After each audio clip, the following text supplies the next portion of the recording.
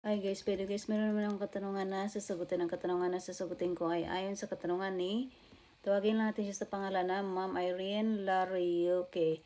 So, anyway guys, basahin ko muna yung katanungan niya. And paalala lang pala guys, yung tanong niya ay mag-a-apply to sa lahat na worker sa Singapore na same employer lang yung pinagtatrabuhan or nakapangalawang kontrata na kayo or pangatlo or pang-apat, ganon.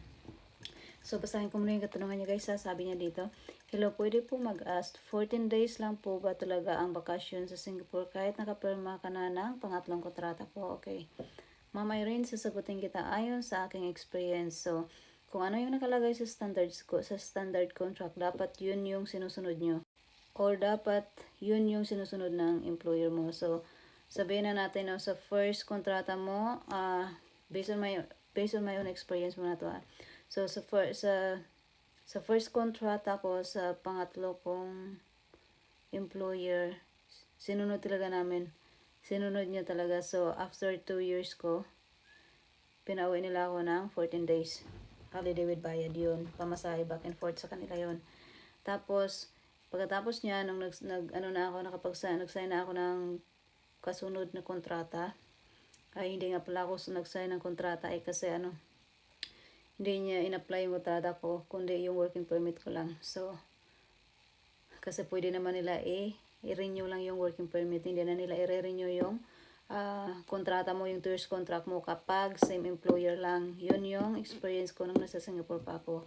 So, hindi na nga nila bayad yung uwa ko doon, di ba? Pero every year pinapauwi nila ako or binibigyan nila ako ng 15 days holiday with pay yun. So, kung uuwi ako ng Pilipinas, sila yung nagbabayad ng airplane ticket ko back and forth. Pero minsan sinasabi ko na hindi ako uuwi ng Pilipinas kasi gusto ko gumala sa ibang bansa. So kapag ibang bansa, sinasabi ko na ako na mamamasahe, hindi ko nakukunin. Tapos binibigyan na lang nila ako ng allowance. So nasa inyo yan talaga kung paano kayo mag-usap ng employer nyo. Pero dapat sinusunod yung nakalagay doon sa standard contract. So, every year meron akong 15 days holiday. Tapos pag holiday din ng Singapore, wala rin akong trabaho. Kung magtatrabaho man ako sa holiday, binabayaran nila ako ng $50 for 8 hours work yun sa isang araw. So, nasa iyo yan, Ma'am Irene, kung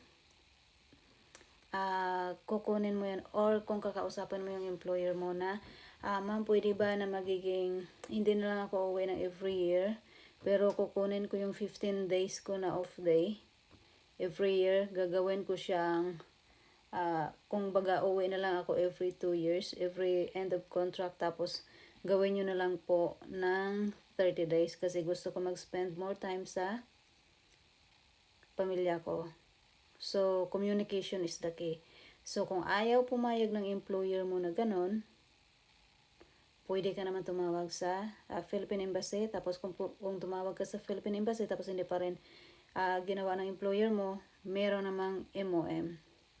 Guys, wag na wag kayong matakot na tumawag sa MOM, humingi ng tulong or humingi ng advice. Sabihin nyo doon na ito yung nakalagay sa standard contract namin. Pinirma ng employer ko, pumirma siya, tsaka yung, kasi nga, di ba ni-renew yan, bibigay naman yung standard contract galing Philippine Embassy, tapos hindi nila susundin. Pwede talaga kayo tumawag sa MOM. Kung ano ang nakalagay dyan sa standard contract, benefits mo yan, so dapat kunin mo, i-avail mo yan. Like for example, sa mga medical may medical clinic for teeth ata din So, kunin nyo rin yan. Hindi pwedeng manahimik lang or hindi pwede na i-close lang natin yung bibig natin tapos hindi natin hihingin sa kanila yan kasi obligasyon ng employer yan.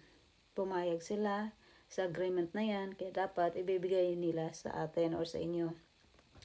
So, kung ayaw pumayag ng employer mo na ganon, ayaw kanya bigyan ng 30 days, or hindi kanya bibigyan ng 15 days every year, pwede naman na kung ayaw mo talaga sila din i-complain sa MOM para hindi kayo magkasamaan ng loob or alam mo na, para hindi sila siguro magalit sa'yo o whatever, pwede naman na pagkatapos ng kontrata mo, maghanap ka na lang ng another employer, tapos piliin mo na lang yung mga puti. Kasi yung mga puti, sumusunod talaga yan sila sa kung ano yung nakalagay sa standard contract. So, pero kung gusto mo na magstay pa rin dyan sa employer mo kasi tingin mo siguro mabait, pwede mo naman siguro yan i-discuss sa kanila. Tapos kung meron ka ring agency, una pala, kausapin mo yung employer mo, no? Tapos pangalawa, kung hindi pa rin niya gagawin, na kahit kinausap mo na siya, kausapin mo na yung agency mo. So kung yung agency mo, wala pa rin silang gagawin, tumawag ka sa Philippine Embassy. Kung wala pa rin nangyayari, tumawag ka na sa MOM. Or, pwede rin na dumiretso ka nang tumawag sa MOM. So, nasa iyo ma'am, nasa iyo kung ano yung gagawin mo. Basta yung mga binigay ko sa'yo, mga binigay ko sa'yo ng mga example, pwede mong gawin yun. Huwag na huwag kayong matakot na ipaglaban kung ano yung nakalagay sa standard contract. Kasi may mga employer talaga na tinitake advantage lang din nila yung mga worker nila kasi para sa kanila, hindi naman nagrereklamo to eh. Pero kung para sa akin, no, nagtrabaho ako, ang pinunta ko dito ay trabaho, sahod. So, kung ano yung benefits na makukuha ko or yung para sa akin, dapat ibigay nila. Kasi nga, binibigay mo rin naman din yung trabaho na nararapat para sa kanila. So, Ma'am Irene, sana nakatulong tong advice ko sa'yo. Pero kung meron ka pang ibang katanungan, just comment lang dito sa baba. And then, pag nagka-time ako, sasagutin ko rin yung mga tanong nyo. Okay? Okay ma'am, yan lang muna sa ngayon. Bye-bye. Have a good day. And paalala lang, huwag matakot o huwag mahiya na hingin sa employer kung ano yung mga nakalagay sa standard contract. Kung baga, karapatan natin yan. See you. Have a good day ma'am. Bye-bye.